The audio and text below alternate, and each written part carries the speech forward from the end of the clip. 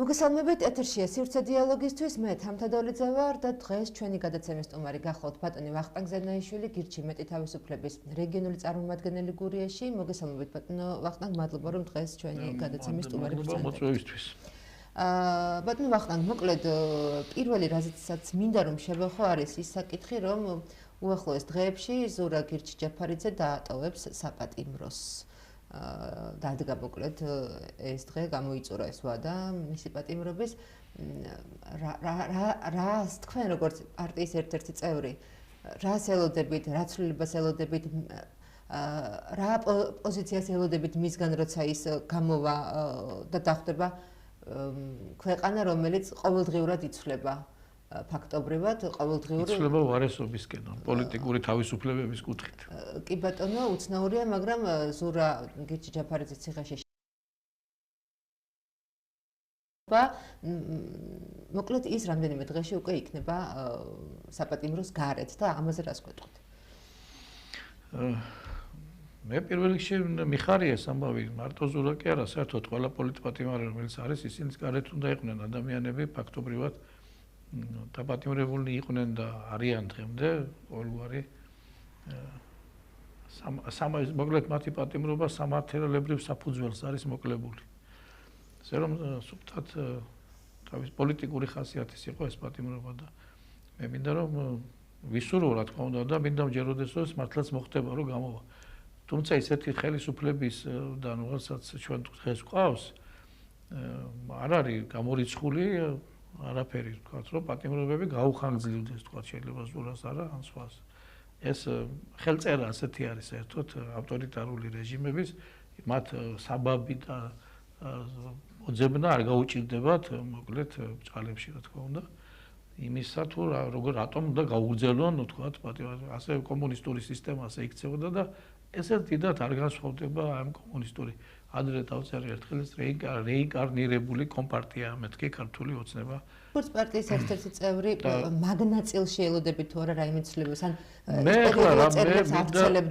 მინდა გითხრა რომ წერილი რომ გამოქვეყნა ახლა ბოლო დროს ხო თუნდაც ვისაუბროთ ბოლო წერილზე რომელიც განსაკუთრებული რაღაცას არ ვიცი რას ელოდებიან მე არ მესმის ეგეთი რაღაცები რომ ისეთი წარმოდგენა რაღაცა აი ამომრჩეველში თქვათ აი მასობრივ მაშინ ამომრჩეველში ასე ელექტორატში ასე ვთქვათ რომ აი თითქოს რაღაც ეს ოპოზიცია რაღაცა ის არის რომელსაც რაღაც განყენებული ძალაა რომელსაც რაღაც ისეთი მისტიური ძალები გააჩნია რომ დამოუკიდებლად შეიძლება რაღაცა გააკეთოს პოლიტიკური ოპოზიცია იქნება თუ ხელისუფლება იქნება ის მაშინ არის ფუნქციონირებადი და მაშინ აქვს მას ძალას და შინაარსის თუ ის გამოხატავს მოსახლეობის გარკვეული ნაწილის ინტერესებს ხო მოსახლეობის თვითონ ადამიანების ჩართულობა, მოქალაქეების ჩართულობა აძლევს ძალას ნებისმიერ ოპოზიციას და აძლევს ძალას ხელისუფლებასაც. ან ერთს ან მეორეს. და თუ ამ ოპოზიციას ექნება ეს ძალა ხალხისგან მიცემული, რა თქმა უნდა, ის იქნება ხელისუფლება, ხო? მიუხედავად იმისა, რომ თქვათ, ხელისუფლებამ აქვს ავტორიტარული იდრეკილებები და კერა და ავტორიტარიზმია გაფორმებული, რომელსაც დიქტატურისკენ მიექანება ასეთი ხელისუფლების შესვლაც შეიძლება რა თქმა უნდა თუ მოსახლეობის ფართო ფენების ხარდაჭერა იქნება. ასე რომ, როდესაც ოპოზიცია საყვედურობენ რაღაცებს, აი ესე ამას ვერ აკეთებს, აი რა უნდა გააკეთოს მე არ მესმის. ტელევიზიაში საუბრობს, ქუჩებში საუბრობენ, პრესაში საუბრობენ. ხელმისაწვდომი ადრე მაგალითად აი ხალხთან შეხვედრებზე ახლა ვიღაცები, აი ხალხს უნდა ხვდებოდნენ, რეგიონებში უნდა ჩადიოდნენ. ადრე ჩვენ რეგიონებში დავდიოდით და მივდიოდით და სოფლებშიც იმიტომ დავდიოდით რომ არ იყოს სხვა ალტერნატიული საშუალებები რომ მოსახლეობამდე მიგეტანა სათქმელი. დღეს ამის უამრავი საშუალებაა ხო? კი თუმცა ეს ერთი და არც არავინ არ არის მოსახლეობასთან შეხვედრის წინააღმდეგი. პირიქით, მაგრამ ამას უნდა კონდეს მოსახლეობასაც უნდა უნდოდეს ის რომ ჩამოვა და შეხვდება ხო? მოსახლეობაში უნდა იყოს განცდა, განწყობილება ანუ სულისკვეთება უნდა ჰაერი უნდა იყოს გაჟღენთილი რაღაცა სიტუაციით, რაღაცა მოლოდინით, რაღაცა ცვლილებების სურვილით. სულისკვეთებაზე და განწყობაზე თუ საუბრობთ მოსახლეობის ისეთ შეგვიძლია ვთქვათ რომ ხშირად პოლიტიკოსებს არა მარტო საქართველოში ზოგადად შეუძლიათ მოსახლეობაში განწყობების შექმნა და სულისკვეთების გაძლიერებაც.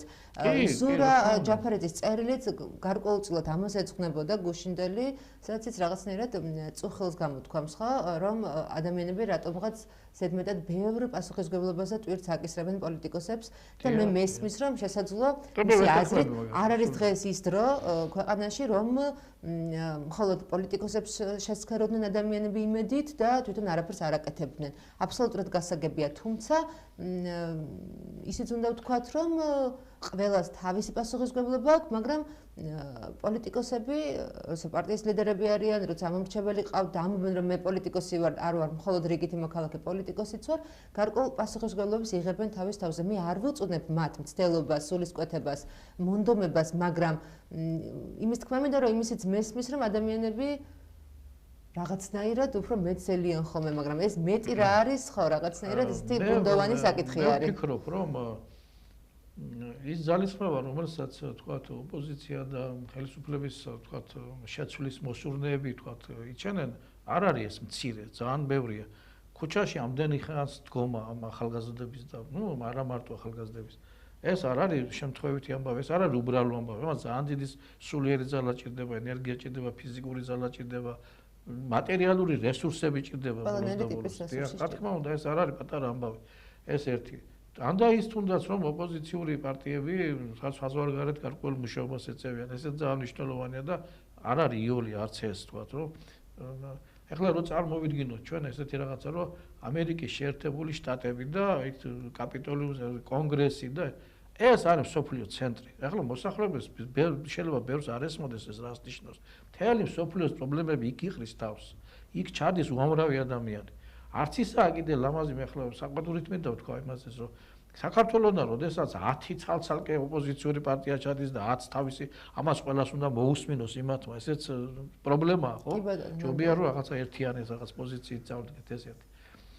გარდა მაგისა, მე ვფიქრობ, რომ არსებობს რაღაც სიტუაცია ქვეყანაში, როდესაც მოსახლეობის ფართო ფენები ჯერ არ არიან ისეთ განწყობილნი, რომ ისინი ასე მასოკი არჩევნებში შეიძლება მივიდეს, არჩევნებში შეიძლება მოქცეს ხმა, მაგრამ აი ასე ვთქვათ, რადიკალურ ცვლილებებზე, ქუჩით ცვლილებებზე წავიდეს, ამას ჭირდება გარკვეული სიტუაცია.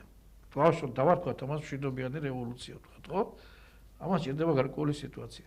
წარმოიდგინეთ ეგ ესე რაღაცა, როგორც ვთქვათ, ოფიციალური სტატისტიკა ამბობს, 4 მილიარდი დოლარის ეკვივალენტი თანხა შემოდის გზავნილების სახით, რომელსაც საქართველოს წასულები უცხოეთიდან აგზავნიან თავიანთ ოჯახებში 4 მილიარდი.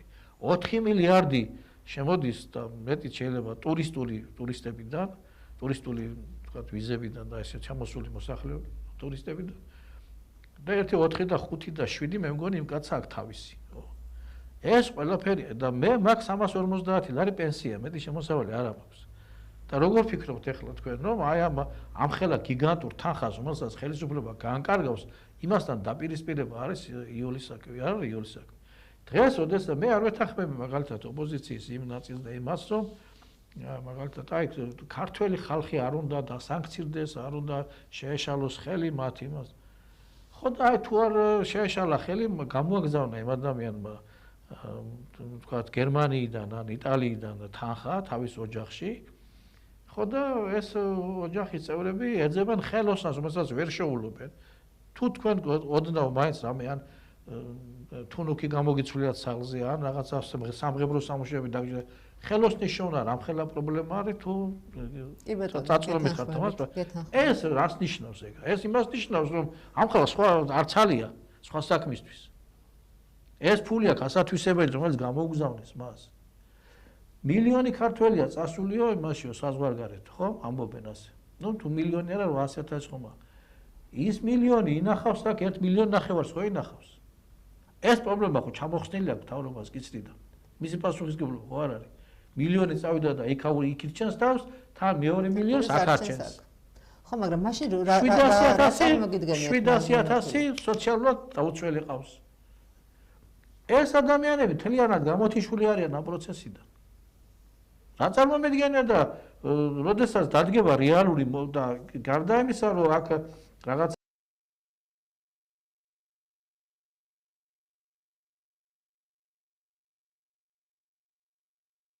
პასუხისმგებლად ატარებს, ამიტომ ცალკე შავი ფულით შემოუამრავი კიდე. და ეს არის სიტუაცია, როდესაც ისეთი ვითარება შექმნილი, როდესაც აი ეს სინამდვილეში რომ უკმაყოფილება უნდა იყოს და უნდა გადმოიღვაროს ეს, ხო? აი ეს ამას აკავებს ეს მომენტი, ეს ჯები ერთგვარი ასე ვთქვათ სიტუაცია ისეთი, როდესაც გაიწოვა ეს საპროტესტო ელექტორატი, გაიწოვა ამ ვითარებამ. ვინ არის წასული ადამიანები უცხოეთში, ვინც საქართველოსთან წავიდნენ? ეს არის აქტიური, შრომის უნარიანი, ინიციატივიანი და პასუხისმგებლობის საკუთარ თავზე ამღები ადამიანები არიან ისინი. ეს არის აქტიური ნაწილი მოსახლეობის. და როდესაც ეს ხალხი ფაქტობრივად ეხლა ისიც არაკმარეს, რომ ისედაც უჭირდათ ამ აქტიურად ჩართვა პროცესებში გარკვეული მიზეზების, გასაგები მიზეზების გამო და ისიც ვისაც ასე თუ ისე ერთვებოდნენ ამ პროცესებში, იმათაც აუგზავნეს არჩევნებში მონაწილეობა. იმიტომ რომ ეს ხალხი სახიფათოა, იმიტომ რომ ეს ხალხი მოაზროვნე ნაწილია საზოგადოების. ძალიან მნიშვნელოვანი. დიდი ნაწილი რა თქმა უნდა, ახლა იქაც არიან გასაკვირი ორიენტაციის ადამიანები, გონებრივად ვამბობ და პოლიტიკურად ვამბობ, როდესაც იქ ცხოვრობს, იქ ირჩევს თავს და იქაურებს აგინებს და რა ვიცი, Facebook-ზე რო ჩახედოთ, გაგიკვირდება, რომ იქ ცხოვრობს, იქაურ ლუკმას ჭამს და თან იმათ ჯამში, ასე ვთქვათ, გაცავად და ნაშვება. აი ესეთი რამე არის, ხო და ეგ ვითარება, რა თქმა უნდა, დიდწილად გასათვალისწინებელი არის, როდესაც ამაზე ვლაპარაკობთ და ამაზე ვსაუბრობთ. ასე რომ, როდესაც სანქციებზე არის საუბარი, სანქციებზე. აი ახლა როგორ ფიქრობს ოპოზიციის გარკვეული ნაწილი, ახლა მე გუშინაც უსმენდი ვიღაცები საუბრობდნენ, რომ აი ევროპამ ვთქვათ, მიიღებს ისეთ სანქციებსო, რომელიცო აი ხელისუფლების წევრებს შეეხება და მე ის რა ასე იგი ადამიანი ხელისუფლებაში არის, რომელსაც მილიონებს შეულობს, ზოგი მილიონ შეულობს, ზოგი მაღალი ხელფასი ცხოვრობს. შემოსაყოფილია და რასიზმს ახლა ვინაიდან დაასანქცირეს, რა მომივიდეს და დატოვებს სამსახურს და გამოიქცევა იქედან. მისი მხარდამჭერი უნდა დასანქცირდეს და იმან ვერ უნდა მიიღოს ის შემოსავალი. ვინც უჭერს იმას ხარს. აი ამ ძალადობას, ამ უსამართლობას, ამ მისა ქვია ჩვენი პოლიტიკური გეზის და თქვა ორიენტაციის ევროპულის და აქეთ ჩრდილოეთისკენ შემოტრიალებას ამ კომპასის. აი ამას ვინც უჭერს ხარს, ისინი უნდა დასანქცირდნენ. ევროპიდან შემოსული დოვლათის ხარჯი არსებობს ეს ყველაფერი. დღემდე ხომ უნდა იქნას გააზრებული, რომ საქართველოს დამოუკიდებლობა მე ჩემთვის ეს ძვირფასი რამე არის, იმიტომ აქედან მოვდივარ, ასე მცხოვრობდი სულ რომ დამოუკიდებლობა გვინდოდა კომუნისტების დროიდან თქვა, როდესაც სკოლა დავამთავრე, იმის მერე ამ პროცესებში ხავ ჩართული და რა თქმა უნდა, მაშინ სულ არ ფიქრობდი საბჭოთა კავშირას სიჩქარად დაიშლებოდა. მაგრამ მოხდა ეგ ამბავი, ხო? და საქართველოს დამოუკიდებლობა დღეს რაზე დგას? ეს დგას ევროპისა და ამერიკის მხარდამჭერაზე, იმათ აღიარებაზე დგას ეს. თუ ისინი აქედან წავლენ და გავლენ და გაიხურავენ კარებს, ჩვენი დამოუკიდებლობა დამთავრდება და მე მგონი ადრე თქვენთან იმაში. და ეს ისე არ დამთავრდება, ხალხს მგონია დღეს რომ ვიღაცა მარტო რუსეთი იქნება აქ ასე ერთიანი საქართველოს ჩაიღობავს, როგორც ქონდა ჩაღებული 1801 წელს, 1921 წელს. ახლა არ არის ეს დრო. რუსეთს არ აქვს ის ძალა, რომ საქართველოს ერთიანად შეიერთოს. და თუ ამერიკა და ევროპა გავიდა აქედან, ჩვენ სახელმწიფოს არათუ გაქრობის დააშლის საფრთხის წინაშე ვარ. საქართველოს განაწილდება სხვადასხვა ადგილებში. აი ეს საფრთხე არის და ამის გააზრება არის მთავარი. დიახ, ამაზე დგას საქართველოს დამოუკიდებლობა დგას იმაზე, რომ ევროპა და ამერიკა აღიარებს ამას. ეს არ იქნება და არც იქნება ეს დამოუკიდებლობა. რა გონია ჩვენ მე ვარ და ჩემი ნაბადით შორს ვერ წავალთ. გასაგები. კარგით, ბატონო ვახტანგ, რომ გადავიდეთ, ძალიან საინტერესოა თქვენი აზრი BBC-ის მიერ მომზადებულ ფილმზე, რომელზე საუბარიც ცხადია და ძალიან ლოგიკურია, დღემდე აქტუალურია და არ წყდება. მაყურებელმა იცის, რომ BBC-მ გააკეთა საგამოძიებო ფილმი, სადაც დიდი ალბათობით ის ამბობს, რომ მოსახლეობის პროტესტისთვის შეკრებილი მოსახლეობის წინააღმდეგ გამოყენებული იქნა აკრძალული ნივთიერებები მათი დაშლის დროს. მიადევნეთ თუ არა თვალი ამ ფილმს და რას ფიქრობთ მოკლედ ამ ყველაფერზე, ესეც რო გითხრათ. მე მაგალითად საერთოდ არ გამიკვირდება, შეიძლება უვიცობითაც მოვიდეს ეგა და შეიძლება წინასწარ განზრახვითაც. მე მგონია შეიძლება ორივე ერთად იყოს ეს ყველაფერი.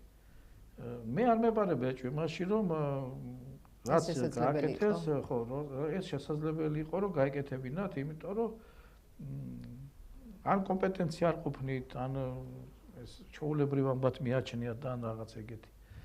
ხო და ეს ახლა რას და ფიქრობთ? მეორე ამბავი რა არის, რომ რატომ ჯერ ამის რომ თუ ეს ასე არ არის, ამის ჩვენება არის ძალიან მარტივი.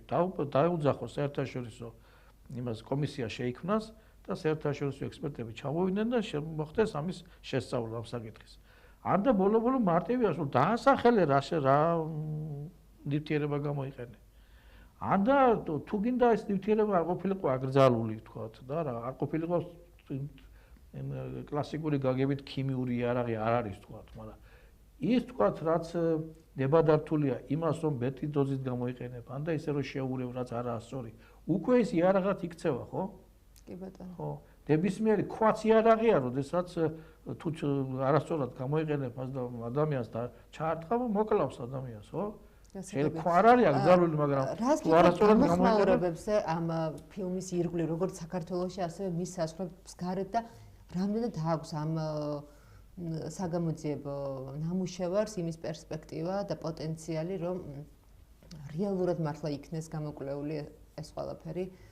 მე არ გულისხმობ შიგნით დაწყებულ გამოძიებას, მე გულისხმობ გარედან თუნდაც საერთაშორისო გამოძიებას, სერიოზულ გამოხმაურებას, თუნდაც ქართული ოცნების არაერთხელ გაკეთებულ განცხადებას, რომ ისინი აპირებენ, რომ BBC-ს უჩივლონ აი ამ ესენი ყველაფერი მე ვფიქრობ, ბოდიში არა, დავასრულე იგისმენთ. ხო, მე ვფიქრობ, რომ ყველაფერს იზამენ, იჩივლებენ, შეიძლება იჩივლონ კიდეც, შეიძლება რაღაც აქნან, მაგრამ კომისიის შექმნას და საერთაშორისო ექსპერტების ჩამოყვანას და ამის გამოძიებას არ დაუშვებენ. იმიტომ რომ აქ აშკარად ჩანს გადაცნობა რბილად რო ვთქვათ, დანაშაული თუ არა, გადაცნობა, რომელსაც შეიძლება გამოიკვეთოს, რომ დანაშაულია ჩადენილი. ეს ამათმა იციან ეგა და გრძნობენ ამას. ეს ნივთიერებები წეგავ თქვი და ბევრმა თქვა, ისე ახსნილია ძალიან კარგად, რომ მეც რომ ახლა ზედმეტი არ ვილაპარაკო, აჩვენებს იმას, რომ ეს ნივთიერებები თუნდაც ნებადართული რო არის და რაღაც დოზებით უნდა გამოიყენოს, სწორად გამოიყენოს, არ გამოიყენეს ისე, როგორც საჭიროა, როგორც ნებადართულია და გამოიყენეს ზედოზირებით. არა მარტო ზედოზირებით და ჩვენ ვიცით და შეიძლება გამოიყენეს ის, რაც არის წყლის ჭაუში საერთოდ არ შეიძლება არც ერთ ნივთიერების გარდა მათ შორის არც ნებადართულის, მაგრამ ჩვენ მოვისმინეთ კომელორის განცხადება, რომელსაც თქვა, რომ წყალში იყო გარეული გარკვეული ნივთიერება. აღარ აქვს უკვე მნიშვნელობა რომელი ნივთიერება. აღარ აქვს მნიშვნელობა, ამიტომ ესენი ამას არ დაუშვებენ, იმიტომ რომ ეს დიდ სკანდალს გამოიწვევს კიდევ უფრო. ახლა ისედაც გამოწვეულია სკანდალი, ისედაც ბევრი ლაპარაკობს ამაზე, მაგრამ თუ კომისიას დაუშვებენ და ჩამოიყვანებენ, მაშინ ის დადებს ამ დასკვნას. მაშინ როგორია ჩემი შეკითხვა? თუ ქართულ ოცნებას აქვს გადაწყვეტილი რეალურად რომ უჩივლოს BBC-ს და არ არის ეს შიდა მოხმარებისთვის განკუთვნილი განცხადება მხოლოდ და რეალურად აპირებს რომ უჩივლოს, ამ შემთხვევაში თეორიულად მაინც რომ წარმოვიდგინოთ ორივე მხარეს უწევს რაღაცა მტკიცებულებების წარმოდგენა, ხო? და ეს რამდენად მისაღებია მაშინ თუ მაგ თეორიას მივყვებით, რასაც თქვენ ამბობთ ქართული ოცნებისთვის. ხო, არა, ძნელია შეიძლება თქვა, შეიძლება უნდა წარადგინონ ხო დოკუმენტაცია და თუ უჩივლებენ, ხო იმას. კი ბატონო, უნდა დაამტკიცონ რომ ეს არ ყოფილა და შესაძლოა ზოგი ამბობს რომ არ მოხდება არავითარი ჩივილი და რომ ეს არის შიდა მოხმარებისთვის, ანუ ადგილობრივი მოსახლეობისთვის სათქმელი რომ ჩვენ ვუჩივლებთ. კი ბატონო, უფრო მაგას გავს. არ მგონია რომ საჩივარს თუ საჩივარს წავლენ მათი რა თქმა უნდა ის BBC-ც მოითხოვს ხო ამ კომისიის შექმნას არა, მაგრამ შეიძლება იჩივლონ ამათმა, მაგრამ მე რაღაც ეტაპზე გაიწოვოს პოლიტიკური პროცესის შექმნა და ეს პროცესის შექმნა და მე გაიწოვონ ეს აღარ გაგრძელდეს ან რაღაცა, რა ვიცი. ძნელი ახლა ამ იურიდიულ ნიუანსებში მართალი გითხრა, თლათ ვერ ვერკვევი ახლა ამ როგორ შეიძლება არა, ნიუანსები არც არის ერთი წამი საინტერესო, უბრალოდ მოლოდინებზე გითხოთ როგორ განვითარდება. ეს ცდილობენ რომ თავი დააღწიონ ამენაერად რაღაცა რიტორიკით, რაღაცა საუბრებით შიდა მოხმარებისთვის სწორედ, ხო? ეს არის. ისე ყველაფერი ახლა გონება გახსნილი ადამიანებისთვის მე მგონი სადაც ყველაფერი ნათელია. არის ჩადენილი ქმედება არის დანაშაულის ნიშნებს შეიცავს ასე ვთქვათ ეს ქმედება არასწორადაა ეს გამოყენებული ყველაფერი და თუ სწორად გამოიყენეს თუ აკრძალული ნივთიერები არ გამოიყენებიათ მარტივია ძალიან გაიხსნას უნდა ეს ყველაფერი მოვიდეს საერთაშორისო დამკვირვებლები და ნახოს ეს პროცესი როგორ იყო და რა იყო და მარტივად სულად ან დაასახელე შენ თვითონ მე ესა და ეს ნივთიერება გამოვიყენე ამას არ აკეთებს და ესე იგი რო არ აკეთებს აქედან არის ცხადი რომ რაღაცა ისე არ არის როგორც უნდა იყოს კი ბატონო ამასობაში ყოველდღურად მკაცრდება კანონმდებლობა ჩვენთან გამოხატვის თავისუფლებასთან დაკავშირებით და უკვე კანონი ითვალისწინებს ხალხის სავალ ნაწილზე როგორც არის მოხსენიებული ამ ტექსტში წინასწარ ცნობის გარეშე შეკრებას, ანუ კანონის მიხედვით ადამიანებმა წინასწარ უნდა აცნობონ, რომ იკრიბებიან 5 დღით ადრე მე მგონი და უნდა განსაზღვრონ კიდეც რა რაოდენობის ხალხი შეიკრიბება. თუმცა ჩვენ მაინც ხედავთ გუშინაც სწორედაც ამ ტროტუარზე შეკრებილ არაერთ ადამიანს და უამრავ ადამიანს. ხო. რა თქმა უნდა, ზავსი კანონებია წინააღმდეგება ჩვენ ვიცით ასევე ბოდიში კონსტიტუციის ჩვენი კონსტიტუციის მუხლი რომ ყველას აქვს უიარაღოთ და წინასწარი ცნობის გარეშე შეკრების უფლება. 1921 წლის კონსტიტუციაში ეწერა რომ ეს იქიდან პირდაპირ ამოღებული რომ ესე უნდა იყოს ადამიანი მე ვარ გამოხატვის აბსოლუტური თავისუფლების მომხრე. გამოხატვის თავისუფლება არის აბსოლუტური და ხელშეუხებელი. იმაზე ამერიკული სტანდარტი როგორც არის, იმას უჭერ მხარს და იმაზე მეტად.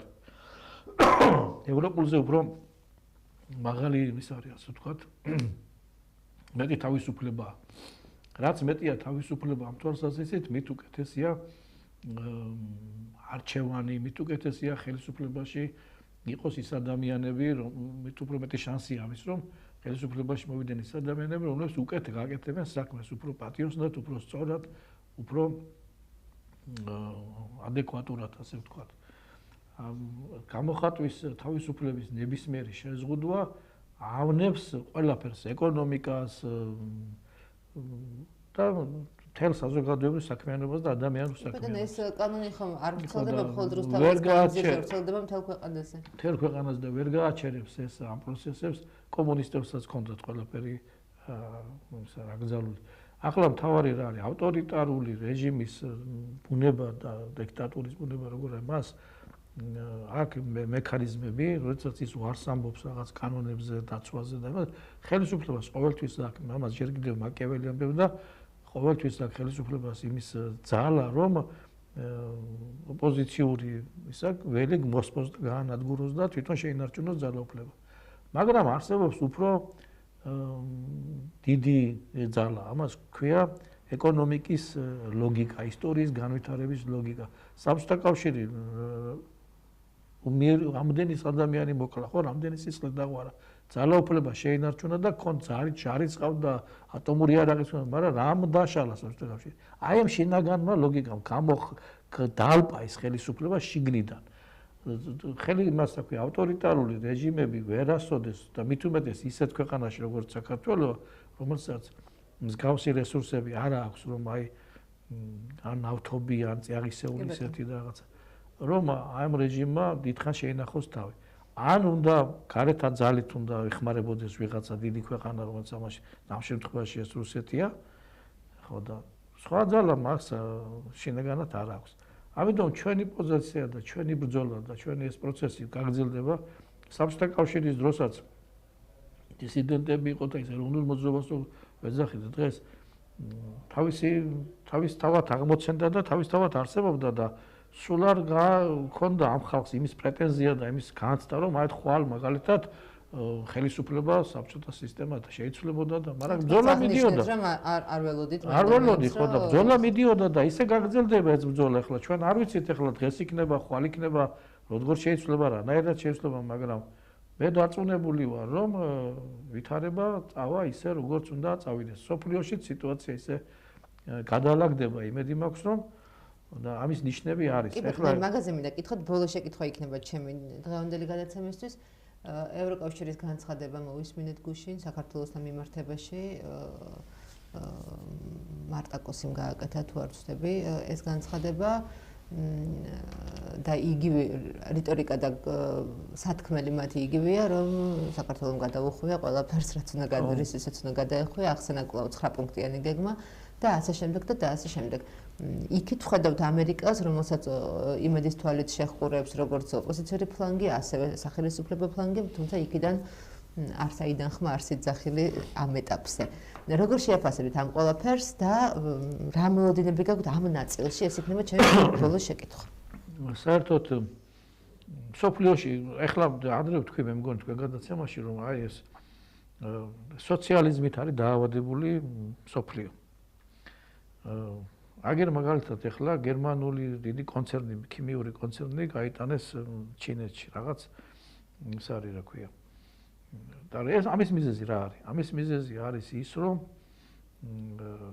ზედმეტი დიდი გადასახადები, რეგულაციები, რომლებიც ევროპაში არის სამწუხაროდ და ეს სოციალიზმის მოჭარბება სხვადასხვა ფორმით ეს ხან შეიძლება მას ხან ეძახიან მას დირიჟიზმს, ხან თქვათ რაღაცა ეტატიზმი, ხან რაღაცა, მაგრამ ეს არის ტროცკისტული მიმართულებები და ეს არის ყველაფერი ამ სოციალიზმის გავამარტივოთ, ნაირსახეობები, რომ გავამარტივოთ და ვარქვათ ასე და ტრამპის მოსვლა ხელისუფლებაში და ამერიკაში ეძურებია არის აქედან მოდის ამერიკა ცდილობს რომ აღადგინოს თავისი იქაც მოჭარბებული იყო სოციალისტური ტენდენციები და ტრამპი ამას უპირისპირდება და ცდილობს რომ ეს რამენაირად შეცვალოს მთელ მსოფლიოში.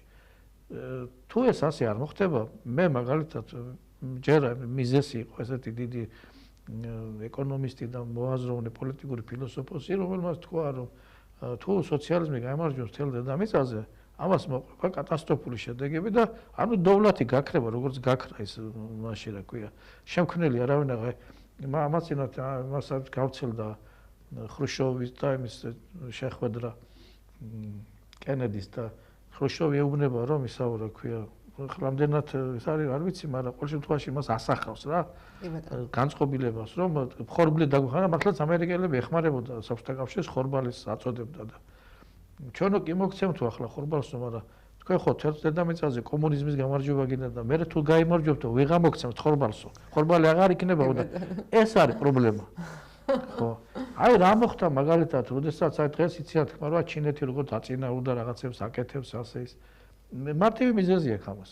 დენ სიაოპინმა თავის დროზე გახსნა ჩინეთი და ვარის რა დოზიცაც შეამცირეს სოციალიზმი და კომუნისტური ბოდვები ჩინეთში, იმ დოზით მოითქვა სულ ჩინეთის ეკონომიკა.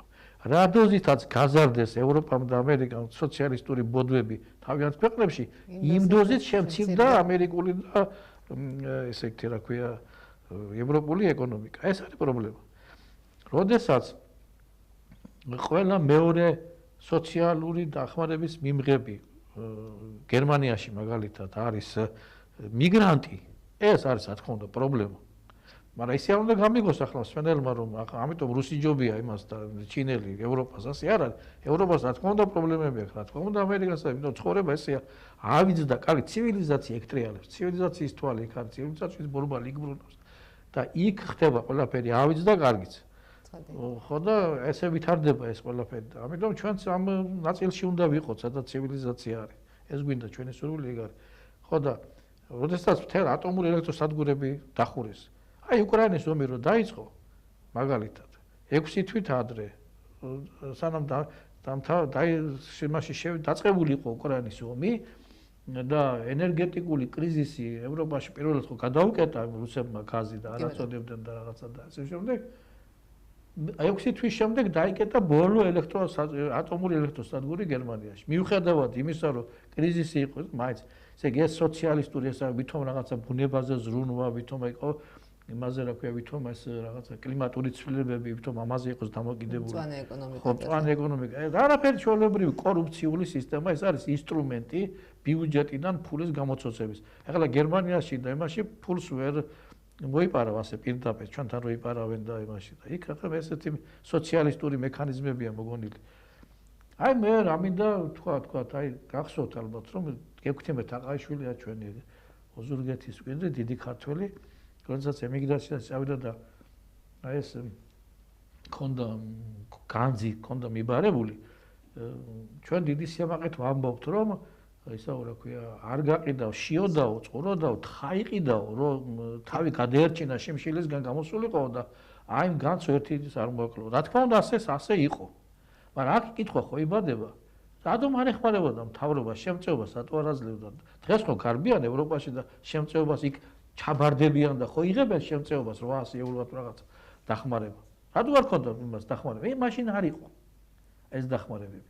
70-იან წლებიდან 60-იან წლებში იწყება ასე და ეს სოციალისტური მიდგომები და რატომ არის ამდენი დაწოლა ემიგრანტების ევროპაზე? იმიტომ რომ ეს ბენეფიტები აქვთ. გადაკეტონ ეს ბენეფიტები უარი თქვან სოციალიზმზე და ეკონომიკაც გამოცოცხლდება და არც კონცერნები გაიქცევა გერმანიიდან და ევროპიდან და ჩინეთში აღარ გადავა. მარტივი გადასაწყვეტია ყველაფერი, არ უნდა ამდენი მოკიბული. თქვენ ვარი სოციალისტურ სისულელებზე, ამ მავნებლობაზე, რომელმაც დააქცია ნახევარი მსოფლიო. ჩინეთი თვითონ რა იყო 60 მილიონი კაცი მოკვდა შიმშილით მაოძედუნის დროს. საბჭოთა კავშირზე აღარაფერს ვამბობ, ისედაც ცნობილია ყველაფერი.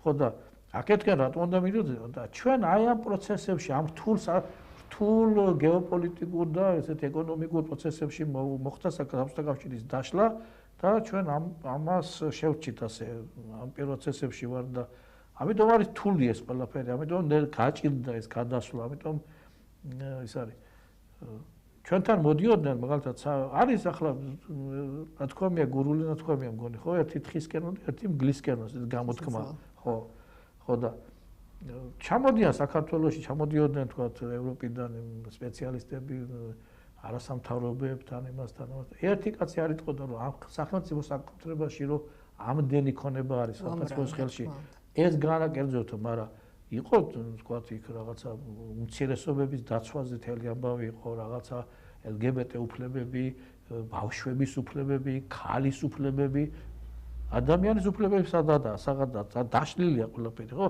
ეს რა თქმა უნდა პრობლემაა და ამან რა თქმა უნდა ხელი შეუშალა ჩვენ საზოგადოებას რომ ნამდვილი ევროპული ფასეულობებზე გაეკეთებინა ორიენტაცია რა თქმა უნდა ეს უნდა დავინახოთ და უნდა ვთქვათ ეგ ასე იყო ეგ და ეს ხელისშემშლელი პროცესი იყო ამისა მაგრამ ეს მოცემულობა და რამენაერად ჩვენ ამან ის კი უნდა გამოიწვიოს რომ სულ არასწორი გადაწყვეტილება მივიღოთ და ისევ რუსეთს მივებათ რომელიც საერთოდ ჭაობია ყველაფერი უბედურების და სათავე სოფლიო ტერორიზმის და ამორალურობის და რაციონალური გადაწყვეტილება რა თქმა უნდა ჩვენ უნდა ვიყოთ იმ ევროპის ნაწილი და ევროპასთან ერთად უნდა შევეცადოთ გამოვიდეთ იმ პრობლემებიდან რომელსაც კაცობრიობას აქვს და პრობლემების გარეშე სამყარო არ არსებობს და არც იქნება 60 არ არის დედამიწა სულ იქნება პრობლემა სულ იქნება რაღაცა წინააღმდეგობები თუმცა უკეთეს ბანაკში უნდა ვიყოთ ამ პრობლემების წინაშე უკეთეს ბანაკში უნდა ვიყოთ და ეს ბანაკი არის დასავლეთი ეს არის ამერიკა ეს არის ევროპა ასე უნდა გადასცეს ეს საკითხები და